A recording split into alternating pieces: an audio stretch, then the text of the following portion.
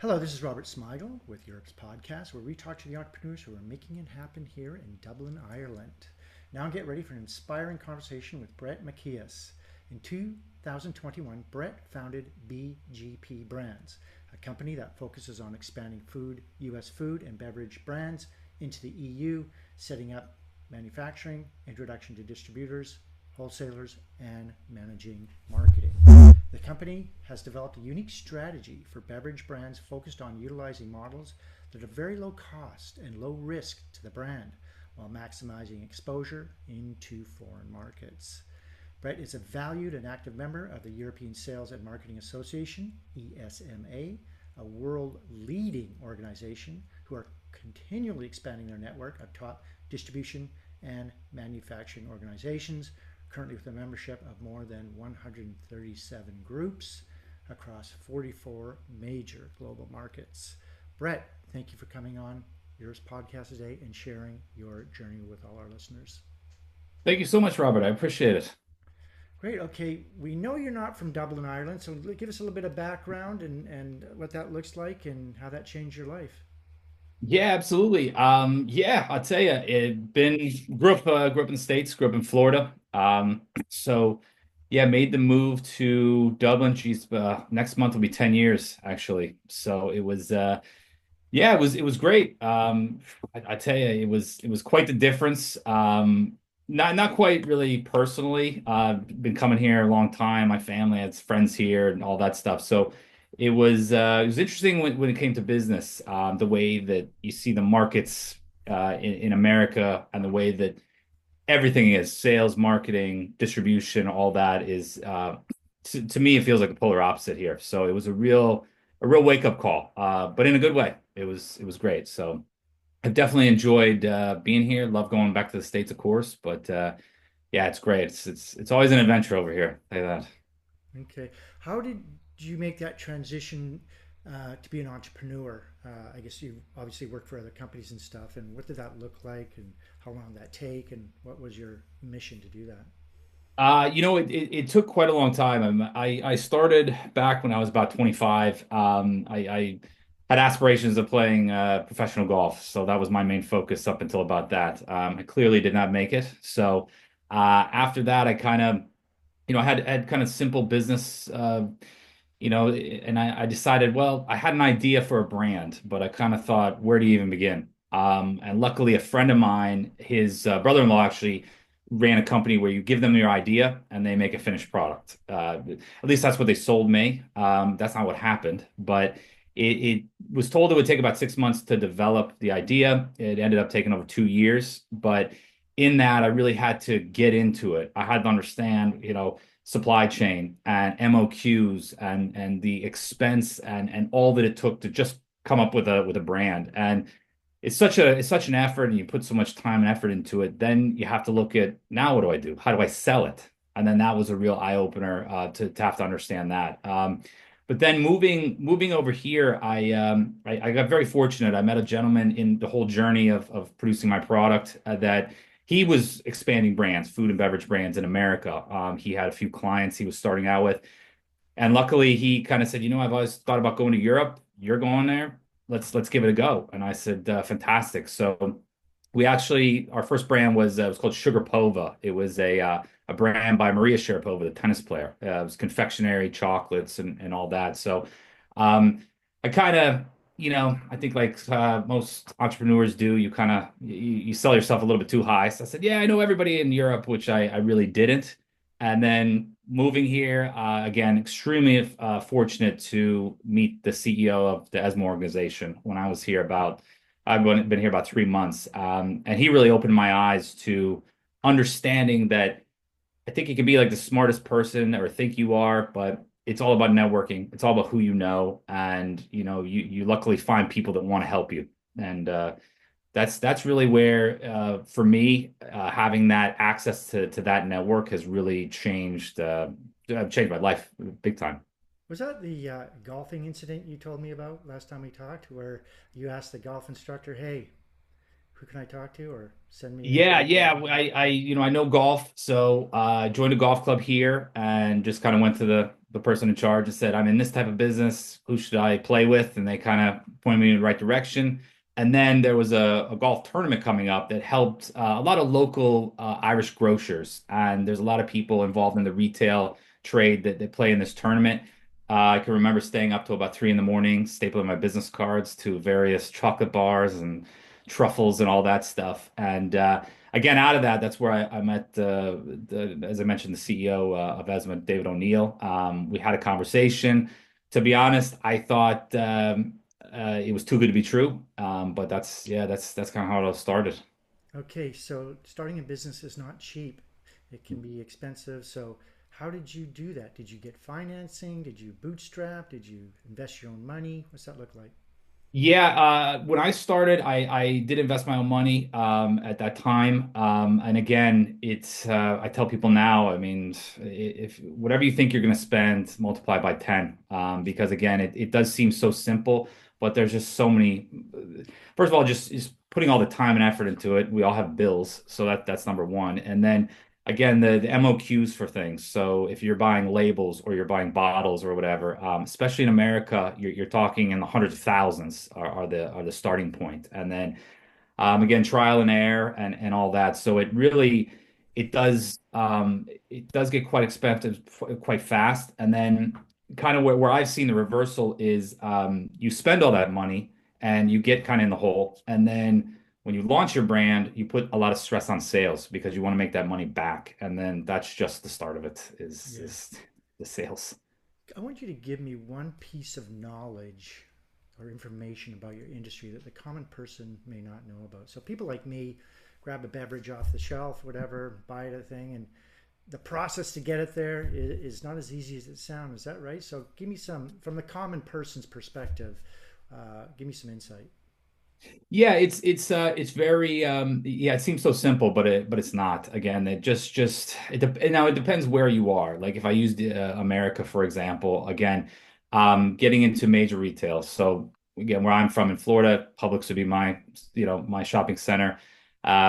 Very hard to get in there, very expensive. In America you have slotting fees, which can be anywhere between 10,000 to 40,000 for per SKU to get a beverage or any brand on the shelf. So that's really where the hard part is. But I think again, I mean, what we do basically, our basic business model is we take American brands that want to expand into Europe. My business partner, Chris Murray, he sets up all the manufacturing, which again, it doesn't make sense, especially these days with tariffs and all that, to take one across the ocean, set up the manufacturing there, do all that. And I think that's really where people, again, they lose sight of it. Is over in Europe here, you can start a beverage brand for very inexpensive. We're doing a production of a brand we're starting. It's called Mercy. It's for hangovers. We're starting that, and our MOQ is about it comes in 250 milliliter bottles or cans.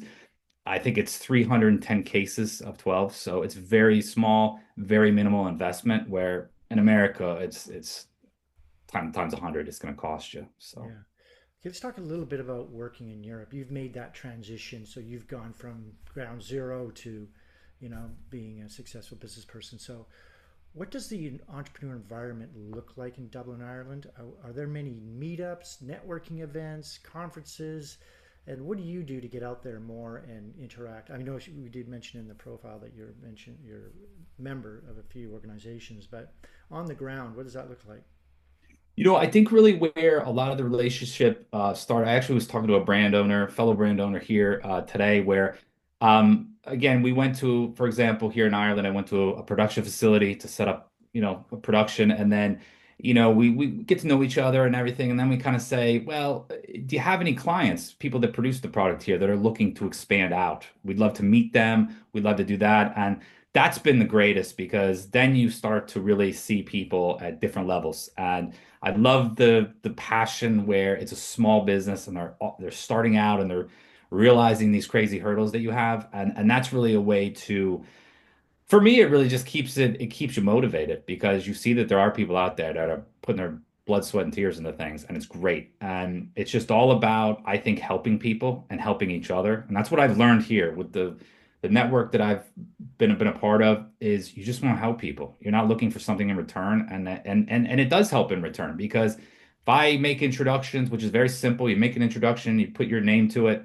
they go great, everything is great. You might ask them for a favor one day, Yeah. and that's I think the most important thing I saw is people really truly do want to help each other. At least that I've met here in Europe, they are trying to help each other.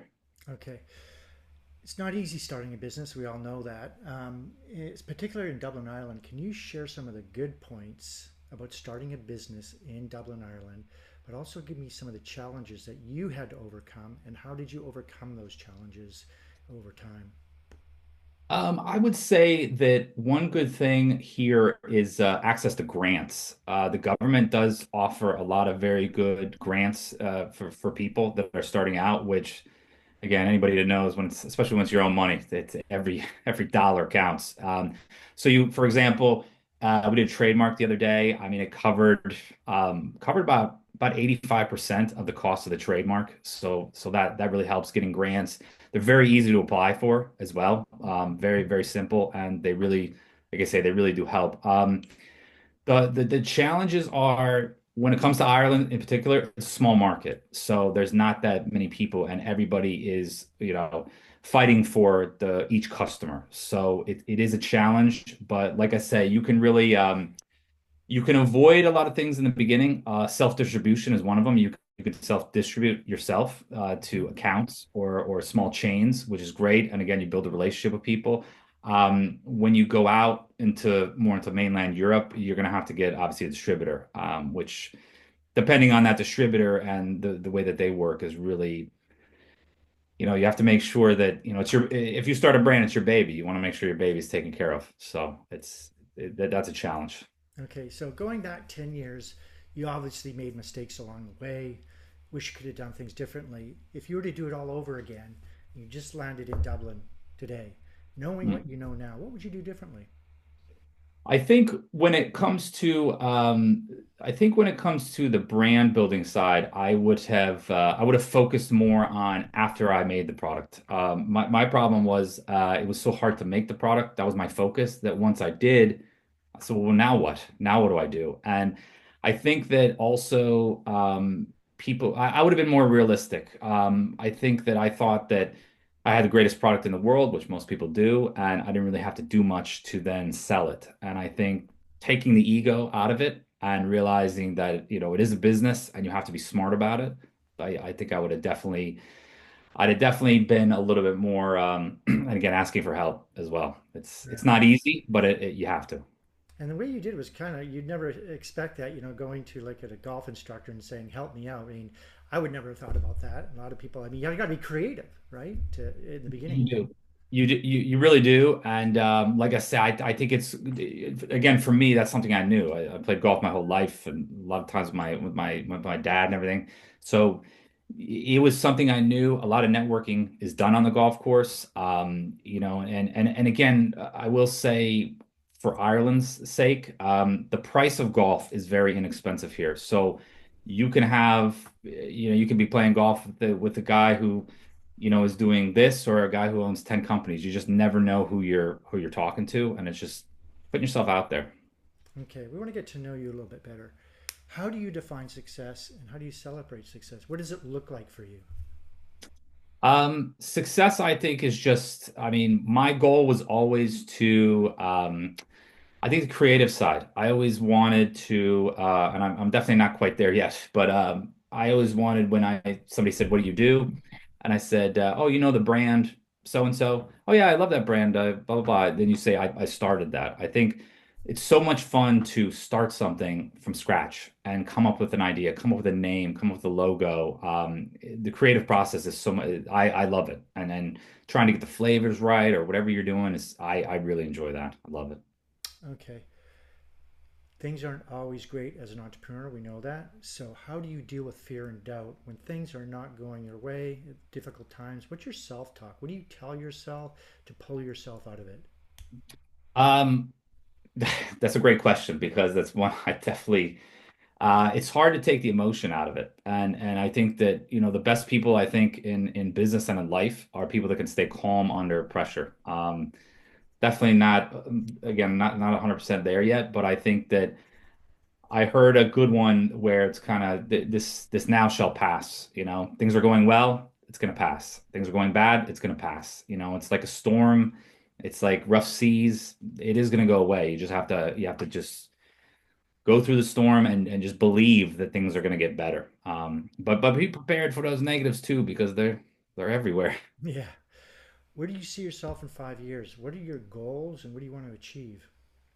The goals now, again, is starting. We're starting a few brands. So we have the Mercy brand for the hangover. We have another brand that's a butterscotch flavored soda. It's kind of a look and feel of like a Harry Potter type brand. We also have a kind of a nutraceutical brand we're starting that we've partnered with a company called Infinity Blue that they do all online sales throughout Europe. They're phenomenal. They do a great job with that, and we've just in the process of partnering them with a lot of things because I just see going to do brands ourselves. That's I think the only way you're really going to do. It's better work for yourself than somebody else. I Yeah. So believe. as an entrepreneur, we need to stay healthy because if you're not healthy, you're sick, you miss a day, a week, whatever, things Yeah. can be difficult for the company. What are your routines that you put in place to like start your day? Do you have a morning routine of any kind? I sure do. Yep, up at 5 o'clock at the gym at 6. Usually 7 days a week, at least I like to. But yeah, food and staying fit is extremely important. My father taught me that. He was a crazy physical fitness nut. He lived to be 101, so Wow. it was very important. So yeah, Good. you have to take that time, that self, because if you're not healthy, you have there's no problems until you lose your health, Yeah. and that's Then that's the all you one think problem. about. You don't think about That's the it. business anymore. Yeah. So, Okay, how do you create work-life balance and how do you relax? And there's a lot of activities to do in Dublin and in Ireland. You have a family, a wife, and children. So, what's your balance like? How do you balance? I know you're probably working lots, but when do you shut it down and go, you know what, I need to take a break and rest my mind? personally, yeah, I like to say that I'm always available. You can call me 24 hours a day. If I answer, that's another question. But I think that having you do have to take the time, and having kids is great because as good or as bad as the day is, they make it better. So that's so important. My wife, I'm very lucky with her. She has a very good career. She's worked so hard at it and she deserves all the success. So it's so important, especially on the weekends, is to take that time and just Anywhere that's you sitting go? on the couch. Is there a place, go-to place you like to go to? No, I mean we like to just kind of go out for coffee, just take a walk, things like that. I mean now the weather is not cooperating, but yeah, I think getting out of the house because we work from home, so it's you're cooped up all the time, so it is good to have other scenery for sure. Yeah. Okay, if you weren't doing what you do now, what would you like to do for a profession? Totally Oh, different from what you're doing now. boy, that's a good question. Geez, yeah, I don't Golfing? know. Yeah, well, I'd like to think golfing, but it's one of those now. It's so frustrating. But yeah, I think I'd love to do something. I don't know. I always want to kind of get into yeah, helping other people. I mean, I'd love to do charity work and just people that you know just something. I was again I was raised that my family did everything for everyone else. So Okay. Yeah. yeah. 2 words. Describe yourself in 2 words as an entrepreneur.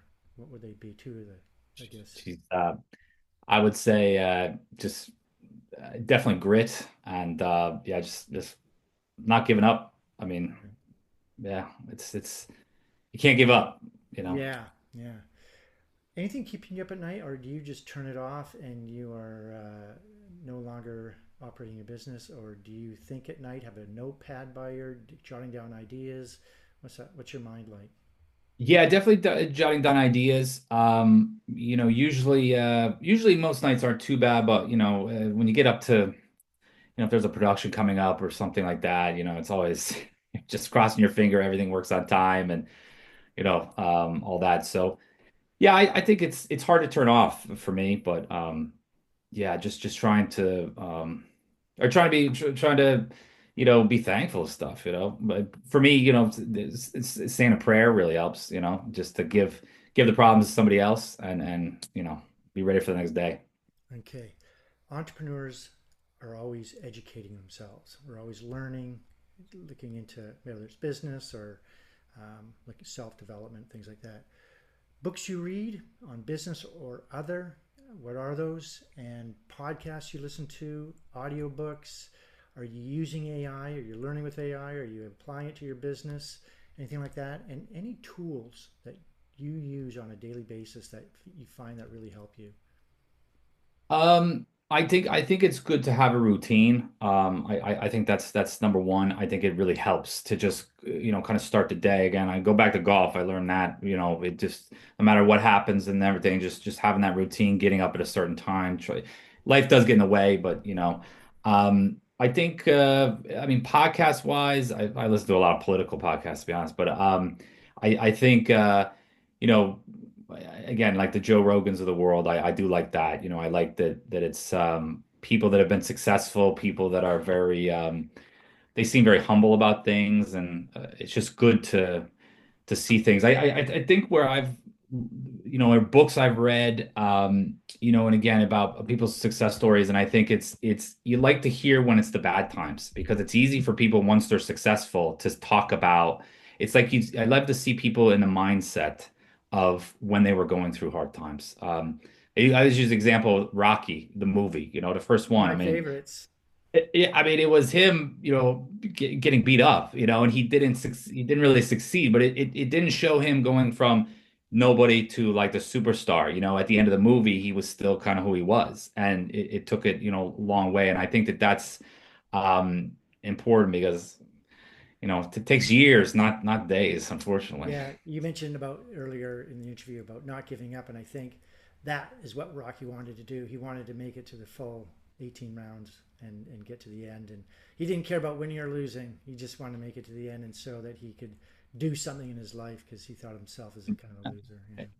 I think it and I've watched interviews with Sylvester Stallone and like he said the first scene of Rocky is it shows the crucifix and then it pans down and there he is fighting and it's like his attitude was he was chosen, he was given an opportunity and he took it, and I think that's what you always have to be waiting for those opportunities. God knows where it could be, and you just need to be ready.